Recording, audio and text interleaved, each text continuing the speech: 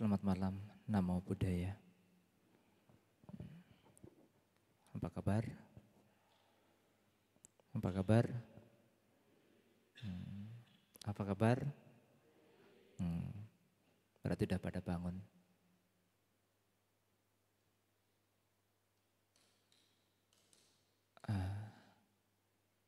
Ya.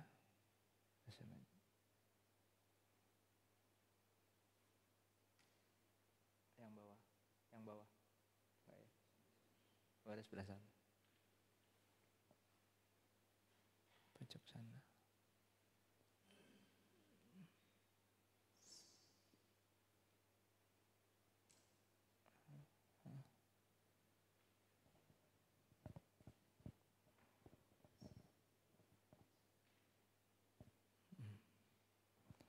Ya, ada pertanyaan?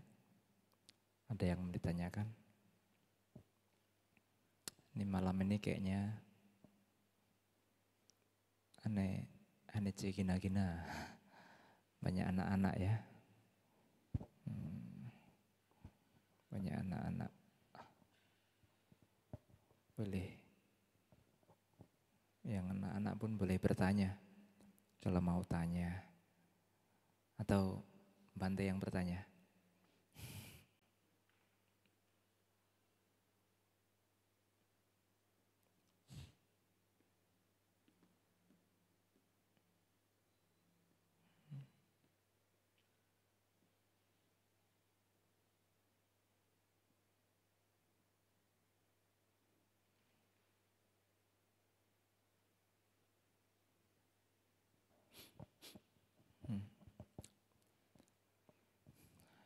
Anda yang bertanya atau Bante yang bertanya? Malam ini kayaknya ini ya, selain sejuk, adem, pintunya juga nggak begitu berisik ya kan? Karena sudah dioli, engselnya sudah dioli, jadi agak-agak sedikit nyaman ya.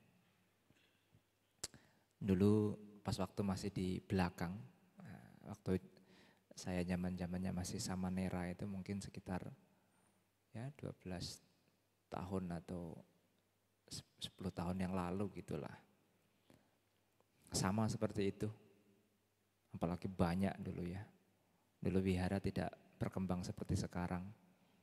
Sekarang ada wihara ini, wihara itu. Kalau dulu kan semuanya dari ITBC. Jadi banyak orangnya keluar masuk ngak-ngek itu. Kadang saya pengen jerit di dalam hati itu. Enggak kesel gitu ya, pengen jerit juga, tapi siapa yang saya marahin gitu loh. Nah disitulah peran pembelajaran kita. Tanggap gak kita dengan hal seperti itu. Nah di mana rasa sakit itu ada, di mana rasa sakit itu kita bisa merasakan, disitulah letak tempat kita untuk berlatih. Di mana rasa sakit itu mengajarkan tentang keakuan. Kalau yang dulu seperti ini, kok sekarang kok keadaannya beda ya. Nah disitulah tempat kita latihan. Kok sekarang keadaannya tidak sama seperti dulu ya. Nah, itulah letak keakuan. Jadi kita bisa belajar aku ataupun tanpa aku di situ. Kalau semakin kuat cengkraman tentang rasa jengkelnya, aku mauku seperti ini loh. Tapi kok Bante ini mimpinya kok gayanya lain ya, tidak seperti yang dulu-dulu. Nah itulah di situ. Aku dan tanpa aku dipertaruhkan. Kalau jengkelnya makin kuat, berarti keakuannya sangat kuat sekali. Dia belum memahami tentang anatta. Sebenarnya anicca dukkha anatta itu adalah serangkaiannya, 3 serangkai. Ketika kita mampu memahami perubahan, maka kita bisa menerima perubahan, maka kita akan melihat penderitaan itu dengan jelas. Ketika kita bisa melihat penderitaan di situ dengan jelas, maka apa yang disebut tanpa aku menjadi lebih jelas juga. Oh ini toh tanpa aku itu. Gitu ya. Kalau aku rasanya begini, kalau tanpa aku rasanya kok lebih plong ya gitu ya. Ikhlas bahasa sekarang, legowo dalam bahasa sekarang. Semua orang yang susah kan di sini kan. Untuk merasa ikhlas, untuk merasa legowo, untuk bisa menerima semua keadaan. Ya, di situ yang bagian yang paling sulit. Maka kalau kita mempelajari tentang 4 kebenaran Arya, nah itu kebenaran Arya yang pertama itu harus benar-benar ibu bapak apal itu. Mulai dari jati biduka, acara biduka, maranam bidukang. Itu harus dihafal. Kemudian mengapa dikatakan sebagai kebenaran Arya? Ya. Setidaknya ada 2 atau sampai 3 alasan mengapa disebut sebagai kebenaran Arya. Pertama, itu yang diajarkan oleh orang-orang yang telah menembus kebenaran pertama itu. Ya, itu yang diajarkan oleh beliau dan beliau sudah merealisasinya. Dan yang ketiga, bagi siapapun seseorang makhluk yang sudah mampu merealisasi kebenaran pertama, maka dia memiliki gelar baru, yaitu manusia mulia atau para Arya. Kebanyakan manusia gagal di dalam untuk memahami kebenaran Arya yang pertama ini. Kebanyakan gagal. Tidak mendapatkan apa yang diinginkan, diputuskan pacarnya, bunuh diri, ya. Dia menjadi artis terkenal karena tidak kuat dengan gosip sana sini, akhirnya apa? Minum racun, bunuh diri. Banyak juga kan? Gagal untuk melewati, tidak mendapatkan apa yang diinginkan. Belum mampu melampaui kebenaran Arya yang pertama. Nah, tapi bagi orang yang sudah mampu melampaui kebenaran Arya yang pertama itu, maka gelarnya menjadi manusia mulia atau manusia Arya, suci. Menjadi keluarga suci, menjadi keluarga yang mulia. Dan kebanyakan lebih banyak itu pada gugur untuk memahami kebenaran Arya yang pertama ini. Apa yang menjadi penyebab sehingga mereka tidak mampu untuk memahami kebenaran Arya yang pertama ini? Apa kira-kira? Kalau minggu lalu atau beberapa pertemuan yang lalu saya menyampaikan sedikit tentang ketidaktahuan, maka jawabannya adalah ketidaktahuan. Mengapa mereka gagal seperti itu? Karena ketidaktahuan. Ketidaktahuan tentang apa? Ketidaktahuan tentang anicca, ketidaktahuan tentang anatta dan dukkha. Gagal di situ mereka. Dan kalau kita mau pelajari lebih jauh lagi, ketidaktahuan ini ternyata memiliki makanan, ditopang oleh sebuah makanan. Di situ diistilahkan sebagai makanan, karena ketika seseorang ditopang oleh kehidupannya sesuai dengan makanannya, maka kehidupan akan terus berlangsung atau berlanjut. Jadi ketidaktahuan ini akan terus dimiliki seseorang itu sebelum dia mengetahui dengan jelas apa makanan atau apa yang memperpanjang daripada ketidaktahuan. Yang memperpanjang dari ketidaktahuan adalah atau disebut sebagai makanan daripada ketidaktahuan adalah 5 rintangan batin. Kamacanda, Wyapada, Tinamida, Udacakukuca dan Wicikicca. Itulah makanan daripada ketidaktahuan. Makanya disebut sebagai 5 rintangan batin. 5 rintangan batin besar, karena itu bagian daripada kekotoran batin yang sudah ada di dalam atribut batin kita. Hanya kadang kemunculannya itu butuh objek untuk merangsang. Ya, seperti kamacanda. Kamacanda ini adalah hasrat ingin memuaskan panca indrawi atau 6 landasan batin. Ya, panca indrawi, 5 panca indera atau 6 landasan batin. Ketika seseorang yang masih diliputi oleh ketidaktahuan, maka dia akan cenderung untuk memanjakan panca indera ini tadi. Mata melihat apa, menginginkan apa, kuping mendengar apa, ingin bagaimana, hidung mencium aroma yang bagaimana, menginginkan apa juga, lidah mengecap sesuatu yang dianggapnya nikmat, menginginkan apa juga, badan menyentuh sesuatu yang dianggap nyaman, maka dia menginginkan apa, timbul terus. Dan kesan-kesan batin, entah itu yang direkam melalui mata, yang direkam melalui telinga, melalui indera penciuman, melalui indera kecapan, melalui indera sentuhan. Semua menimbulkan kesan-kesan batin. Yang di situ menyebabkan arus kotoran batin itu sangat deras sekali. Kayak air mengalir. Nah, apabila hal ini tidak dilihat dengan kebijaksanaan, maka akan mudah seseorang itu untuk terbuai, terseret arus kotoran batinnya. Orang bisa membunuh istrinya hanya gara-gara cemburu. Dia melihat istrinya jalan dengan cowok lain. Padahal jalannya itu bukan jalan pacaran, tapi karena memang dia berteman baik. Tapi berhubung karena sudah dipermainkan oleh persepsi, dia tidak mampu menahan kesan-kesan yang ditimbulkan oleh mata tadi. Awalnya diterima oleh mata, melihat istrinya bergandengan dengan cowok lain, kemudian diproses oleh kesan-kesan batin. Oh, jangan-jangan itu selingkuhannya.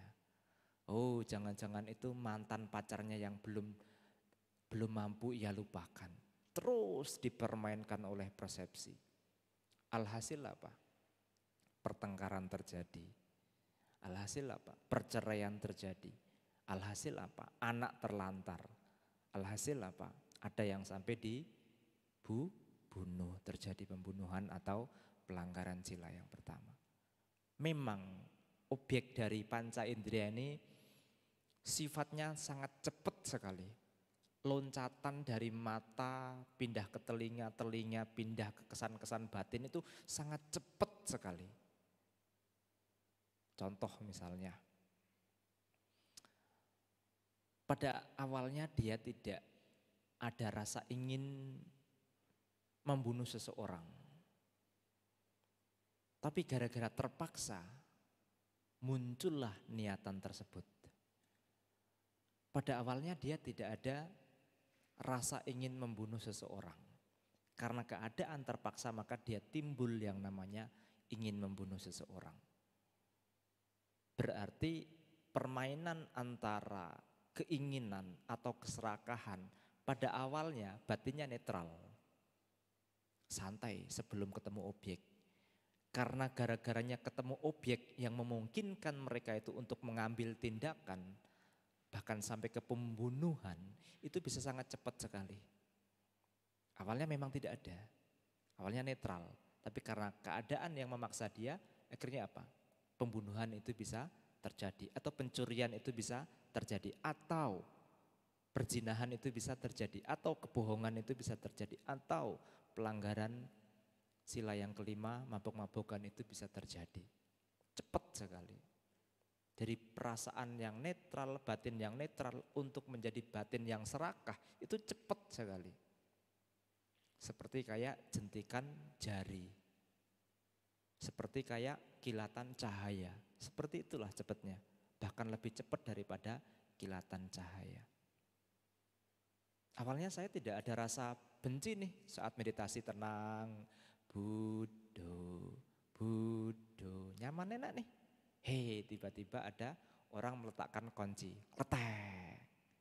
Tiba-tiba ada orang buka pintu tanpa mindful, jeglek. Sekali oke, budo, jeglek lagi. Timbullah mulai kesel itu. Ya kan, cepat sekali.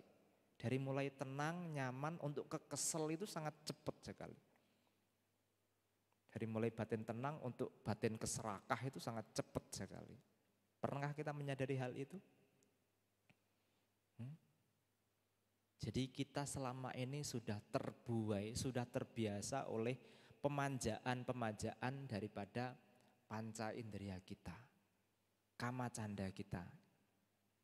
Ya, hasrat keinginan untuk memenuhi, memuaskan panca indera. Kalau mendengar sesuatu yang tidak enak, langsung mencari pelarian. Aku tidak mau mendengar suara yang seperti ini. Kalau melihat sesuatu yang tidak diinginkan, aku tidak mau melihat yang seperti ini. Dan saya sering mencontohkan, silahkan cari sendiri ya, contoh lainnya. Karena Anda kan punya panca indera sendiri. Jadi silahkan resapi sendiri, silahkan renungkan sendiri. Jadi kita sudah terbiasa dengan arus itu. Kita selalu mencari pencarian. Maka ada yang namanya pengembangan indria dalam artian yang positif. Ya, salah satunya adalah sati. Nah, itu bisa menyelamatkan sati sampajana atau yoniso manasikara. Sadar diri yang dipenuhi dengan perhatian. Sati sampajanya. Kalau orang selalu menjelaskan, oh kamu salah, gak apa-apa kok, yang penting disadari. Belum cukup, belum selesai sampai di situ saja. Nah enggak, kalimatnya kayak bagus, kayak sudah bijaksana, tapi belum sempurna. Oh kalau kukul lagi pernah melakukan kesalahan, ya kalau gitu sekarang cukup disadari saja. Nampak bijaksana tapi belum sempurna. Cukup disadari tapi di situ harus ditambahi yang namanya sati. Supaya bisa menjadi lengkap, sati sampajana. Perhatian dan pemahaman diri secara benar. Saya itu sadar loh Bante. Waktu saya itu sebenarnya sangat singkat sekali untuk hidup di dunia ini. Tapi saya malas untuk ke wihara. Saya sadar loh Bante. Saya malas untuk mendengarkan ceramah itu malas. Saya sadar. Untuk minggu ikut puja bakti, sadar saya. Tapi saya malas Bante. Disadari enggak? Sadar. Tapi tidak ada perhatian yang menariknya untuk sadar itu menjadi benar. Kesadaran naik level menjadi benar. Kesadaran benar. Karena ada kesadaran yang salah. Kesadaran yang tidak bijaksana. Kalau orang menyadari demikian, oh iya, umur saya ini tinggal sedikit. Maka saya harus giat untuk melakukan kebajikan. Dengan cara yang bagaimana? Setiap hari Minggu mengikuti puja bakti, Ceicapku menjalankan 8 sila. Setiap hari 5 sila tidak boleh ditawar. Setiap hari bila perlu ikut pindapata, Selasa Kamis meditasi. Prakteknya dijalankan. Itu baru sati sampajanya. Atau yoniso manasikara. Perhatian yang dibarengi oleh faktor kebijaksanaan. Jadi itu baru kalimatnya baru lengkap. Loh kalau saya tuh sadar Bante, saya tuh pernah namanya durhaka sama orang tua. Nah kalau hanya sadar saja tanpa ada rasa perbaikan, untuk apa? Hanya sebagai memori masa lampau aja. Sadar tapi harus juga ada cara-cara untuk penembusan terhadap kesalahan kepada kedua orang tua. Yang paling pertama minimal Anda meminta maaf. atas kesalahan yang pernah Anda lakukan. Karena dengan cara meminta maaf, rasa di dalam hati menjadi plong. Plong. Sekalipun itu kejadiannya sudah lama, tapi Anda belum pernah meminta maaf atas kesalahan itu, akan terus menjadi ganjalan sampai Anda meninggal dunia. Mau mati terbayang-bayangi oleh rasa bersalah? Terhadap siapapun, bahkan terhadap anak kita. Jangan gengsi kalau memang itu salah. Minta maaf kepada anak kalau memang itu salah. Karena memang belum ada manusia yang sempurna, kecuali sudah merealisasi kebudaan itu sendiri. Kalau Buddha kan sudah sadarnya itu sudah sudah tidak berubah-berubah lagi. Kalau kita kan kadang sadar, kadang tidak, kadang sadar, kadang tidak. Begitu kan? Jadi kadang lalai melakukan kesalahan. Sekalipun sama anak, minta maaf. Oh gengsi lah Bante, aku kan lebih tua. Lah emang kalau lebih tua kenapa? Maaf, memaafkan itu kan bukan masalah tua atau muda. Tetapi sejauh mana engkau mau mengembalikan kondisi keharmonisan. Maaf itu kadangkala diucapkan untuk membuat kehidupan harmonis kembali. Daripada kaku, saling kaku, enggak mau aku lebih tua masa minta maaf. Anda terjebak di dalam ego, Anda terjebak di dalam atta. Ya, itu kita baru ngomong tentang makanan ketidaktahuan nomor 1, yaitu yang berhubungan dengan kamacanda, rintangan batin yang nomor pertama, pancaniwarana nomor pertama. Yang nomor 2 adalah beyapada, keinginan jahat atau niat buruk. Seperti apa yang di depan telah saya sampaikan, pada awalnya seseorang yang ingin melakukan, yang mungkin melakukan tindakan pembunuhan atau pencurian, pada awalnya mereka tidak ada keinginan. Tapi berhubung mungkin karena adanya kesempatan, maka kondisi itu bisa terjadi. Ada seorang laki-laki atau seorang cowok yang sedang mengendarai motornya. Kemudian di satu tempat dia dibegal. Dan dia pun kalau nggak salah sampai membunuh sang pembegal. Tapi malah dia ditetapkan sebagai orang yang bersalah karena telah membunuh. Gak ada yang salah di sini. Nampaknya aja salah, tapi sesungguhnya tidak ada yang salah. Membegal memang itu hal yang buruk. Membunuh juga hal yang buruk. Walaupun tujuannya adalah untuk membela diri. Maka prinsip daripada bela diri itu yang pertama itu apa? Bukan membunuh, tapi melumpuhkan. Ya, bela diri entah taekwondo atau pencak silat dan lain sebagainya. Itu bahkan Wing Chun ya, bahkan itu pun tidak ada yang namanya kamu harus membunuh, enggak. Yang pertama kita harus bisa melumpuhkan. Pada awalnya dia hanya memang ingin bela diri karena dia ingin dibegal atau dirampok. Tapi pada satu momen yang memang di situ ada satu rasa paksa memaksa atau kondisi yang memaksa, maka dia harus membunuh. Membunuh adalah dua hal yang berbeda antara perampokan dan pembunuhan.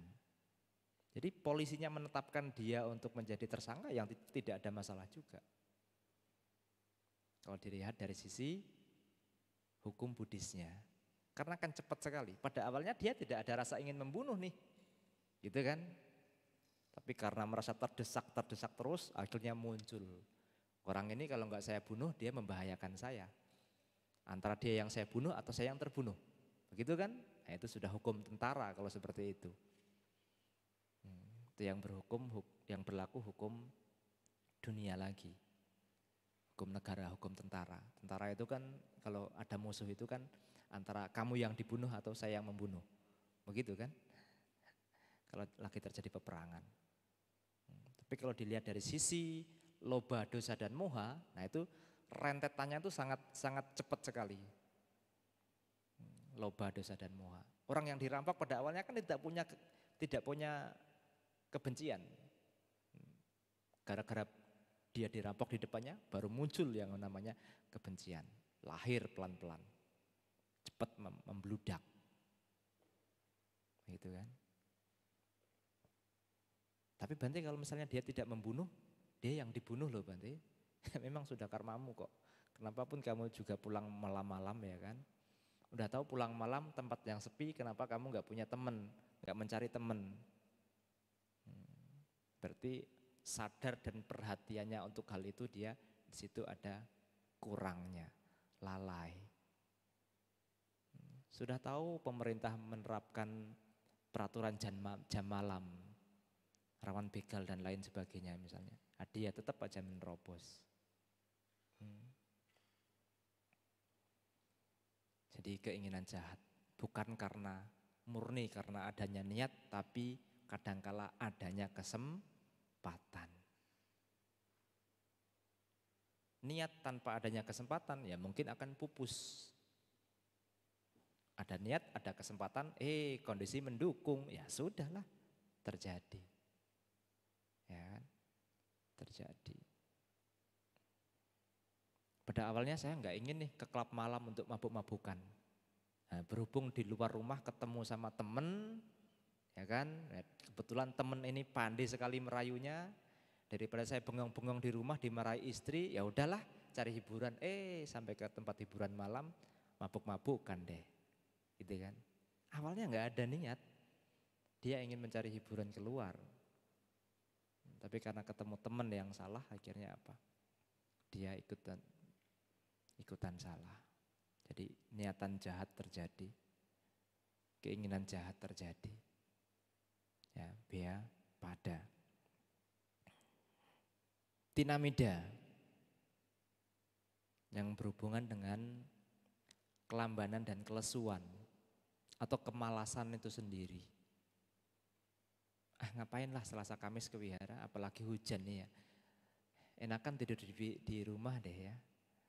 Sambil nyemil, nonton berita atau nonton drakor gitu ya kan. Ngumpul bareng anak-anak gitu ya kan. Apalagi yang masih kecil-kecil ini, ma ini kan masa-masa liburan ma, masa sih ke wihara gak asik deh ma. Gitu ya kan. Lebih baik di rumah aja lah ma. Atau mungkin jalan-jalan ke mall aja. Hujan-hujan kayak gini ya kan. Mendingan makan ramen di rumah makan Korea. Korean food enak ya kan. Panas-panas, pedes-pedes ya. Hawanya cocok sekali. Jadi lapar deh.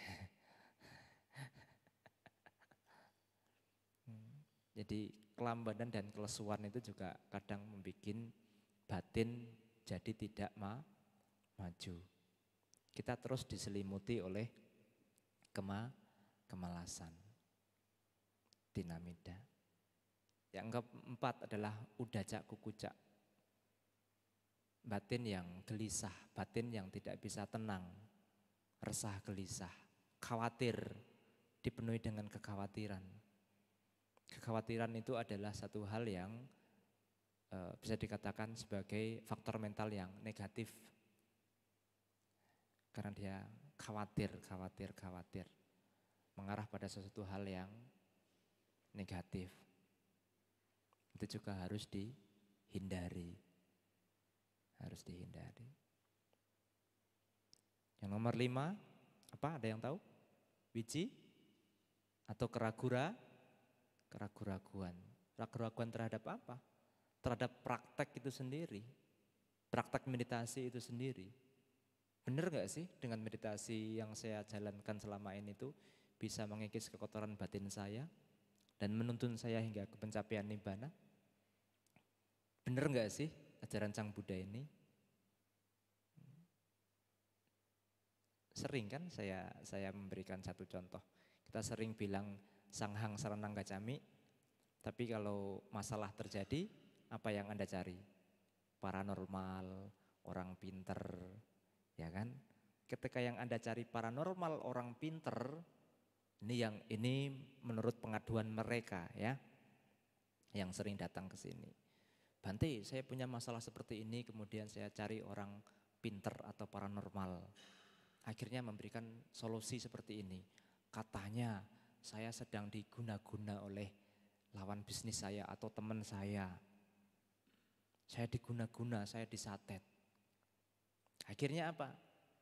Si orang itu pikirannya tertuju kepada satu orang, katakanlah si B.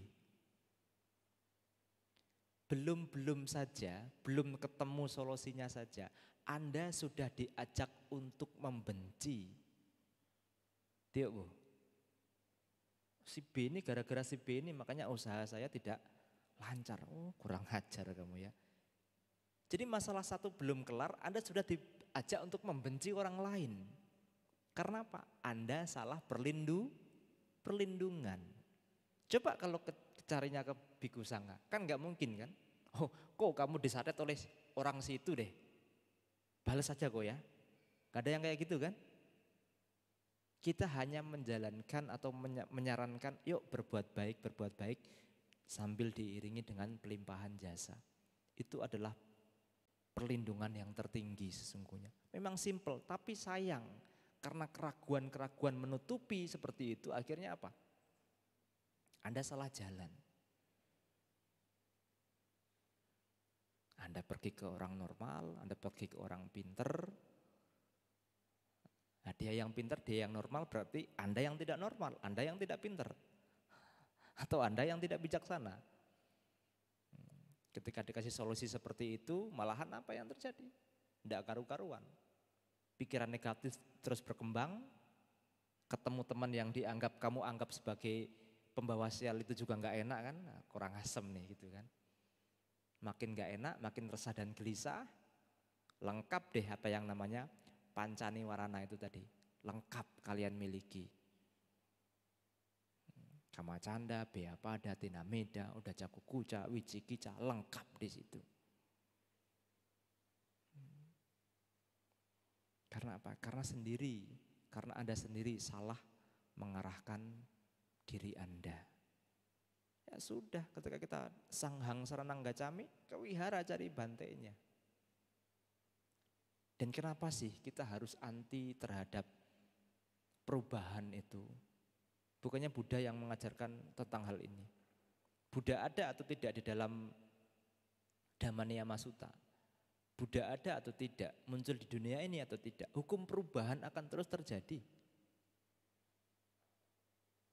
Itulah yang disebut sebagai kebenaran hakiki, kebenaran absolut. Bukan kebenaran ecek-ecek. Buddha Dhamma yang diajarkan Sang Buddha itu sudah bukan kaleng-kaleng. Ya, sudah sangat paten sekali. Hanya kita kadang memiliki keraguan-keraguan seperti itu. Tepis pelan-pelan, kikis pelan-pelan. Maka kita akan menemukan secerca pencerahan Dhamma di dalam batin kita. Terus akan menerangi kehidupan kita. Ya, jadi makanan daripada ketidaktahuan itu adalah pancaniwarana. Dan menariknya lagi, pancaniwarana ini memiliki makanan. Saya paskan sampai 9:30 ya, nggak usah gelisah. 5 rintangan ini memiliki makanan. Apa itu? 3 jenis perbuatan salah. 3 dari pikiran, 4 dari ucapan, 3 dari badan jasmani. 3 dari badan jasmani itu apa? Membunuh, mencuri, berzina atau selingkuh. Dari ucapan apa? Pernah saya terangkan kan? Berbohong, menfitnah, kata kasar, ucapan yang mengandung unsur memecah memecah belah.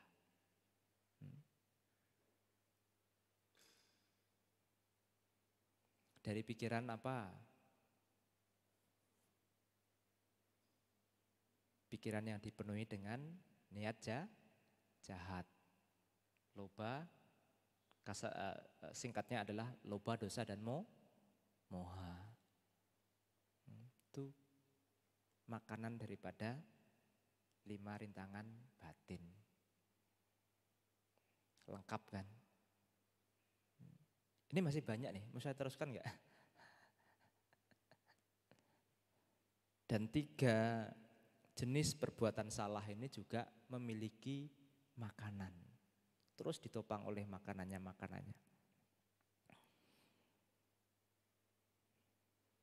Ada yang tahu? Makanan daripada 3 jenis perbuatan salah adalah tidak adanya pengendalian organ indria. Tidak ada pengendalian daripada, kalau tadi saya menerangkan tentang kamacanda, itu yang berhubungan dengan pemuasan nafsu panca indera. Nah, ini di situ adalah tidak adanya perhatian untuk mengendalikan. Kami para biku sangha hidup dengan banyak aturan. Jadi pengendalian itu ada pengendalian yang memang sudah digariskan oleh Sang Buddha melalui aturan-aturan tadi. Ataupun pengendalian batin. Aku pengen makan pansit tapi aku kan sedang atas sila. Tahan ya, sampai besok ya. Pengendalian. Pertama kita sudah mengambil sumpah untuk untuk tidak makan setelah jam 12 siang tadi. Dan yang kedua dibarengi oleh pengendalian diri. Walaupun kita kadang mengambil sumpah, saya tidak berjanji untuk tidak makan setelah jam 12 siang. Berhubung tidak ada pengendalian diri, Korean food tadi begitu menggoda, akhirnya apa? Ya pergilah ke Korean food. Aduh ternyata saya khilaf ya Bante. Enggak apa-apalah besok jalani sila lagi. Jadi peraturan atau sila kemoralan itu Anda buat main. Anda tidak sungguhan untuk mengambil sumpah itu tadi. Atau mengambil janji itu tadi. Tidak adanya pengendalian. Mulut kok ya rasanya tuh pengen gosip aja. Nah ini penting. Bagi seorang samanera, biku atau bagi berumah tangga sama saja. Karena biku dan samanera sama-sama juga menjaga sila yang nomor 4. Tapi yang namanya ngomong ngegosip sana ngegosip sini, apalagi dengan lawan jenis, asik sekali. Sampai lupa waktu. Dari pagi sampai siang, siang sampai sore, sore sampai malam. Gak percaya? Kita sama-sama pernah muda, mai aneh lah. Kita sama-sama pernah muda, Bante paham tentang hal itu. Ya kan? Coba kasih satu pelajaran dari Bantenya. Coba ya hafalkan ini Parita, Jaya Parita. Aduh Bante terlalu banyak. Jaya Parita terlalu banyak Bante. Ya udah karena meta. Waduh lebih banyak lagi Bante. Tapi kalau gosip sana gosip sini, sambil main game, sambil main HP, enggak terasa waktu itu. Dari siang sampai sore enggak terasa. Berarti di sini tidak ada rasa pengendalian terhadap dari segi ucapan itu tadi. Omong kosong, omongan yang tidak ada faedahnya.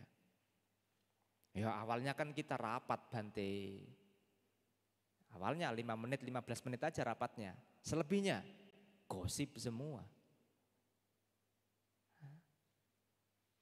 Maka Eyang itu kalau mengajarkan kepada para Bante itu sangat simpel. Kurangi makan, kurangi tidur, kurangi bicara. Simple memang. Tapi kalau orang memang dasarnya dia suka bergaul sana bergaul sini, kalau dia tidak ketemu orang untuk ngomong itu rasanya di dalam kuti itu nggak enak, nggak nyaman, merasa kesepian, gitu kan? Karena memang sudah terbiasa tadi, arus-arus kotoran batin itu terus mengalir melalui panca indera kita. Kita tidak ada pengendalian di sana.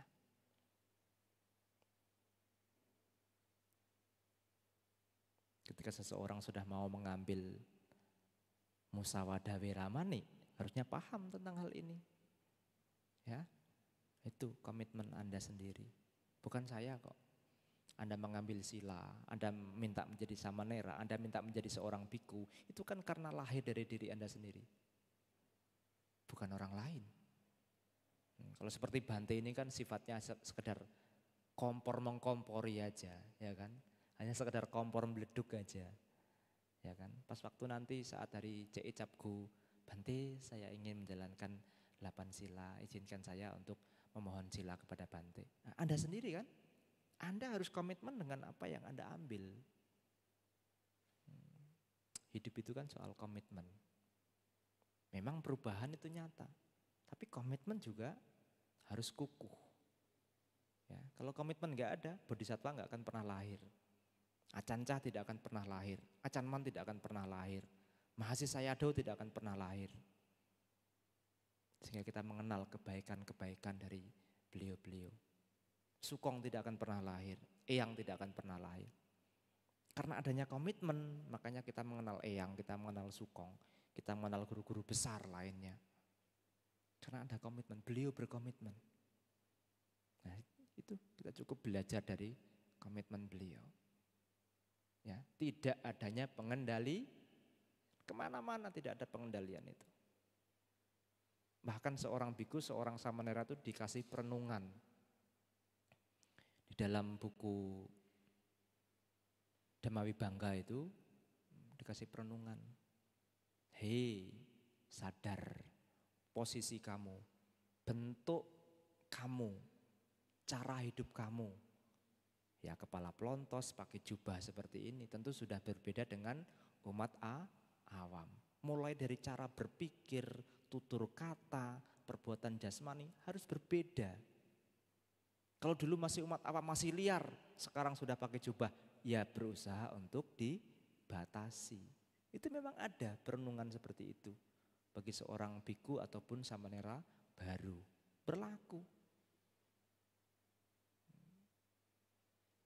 Komitmen. Semuanya kembali kepada komitmen. Ya.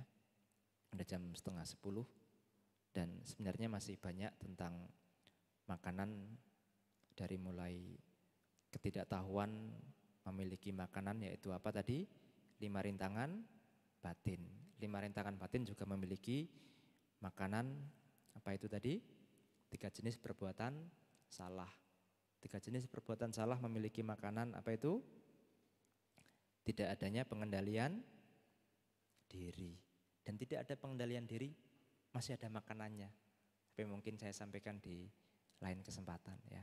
Sampai akhirnya nanti, pada ujungnya nanti, akhirnya kenapa terus memiliki makanan-makanan seperti itu? Karena tidak memiliki teman baik. Itu terakhirnya, tapi sebelum sampai ke sana nanti saja. Jadi teman baik ini sangat penting. Orang yang ngomong di depan ini bisa ibu bapak anggap sebagai teman baik juga. Walaupun mungkin sebelah, aduh Bante kaki saya sudah sakit nih, aku sudah pengen pulang nih. Kok Bante menyebalkan yang ngomongnya panjang kali ya. Anda bergosip aja lama-lama aja betah kok ya kan. Masa di sini hanya dari jam 7.30 sampai jam 9:30 berarti berapa? 2 jam. Ya kan? Kurang lebihnya 2 jam loh. Dan ini yang sesungguhnya ibu bapak miliki. 24 jam di luar sana Anda gunakan kerja untuk menghabiskan waktu untuk bersama keluarga. Tapi yang bermanfaat hanya 2 jam ini aja.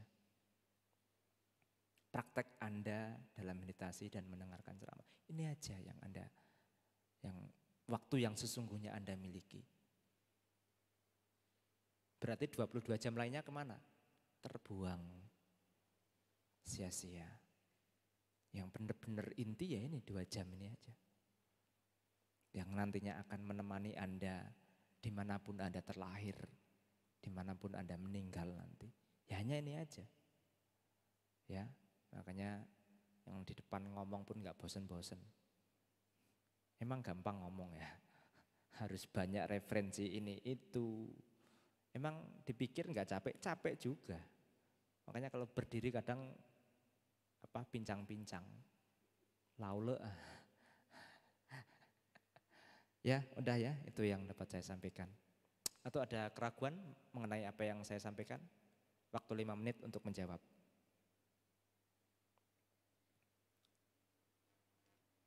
Gak ada? Oke ya, gak ada ya. Itu yang dapat saya sampaikan. Mohon maaf atas segala kekurangan.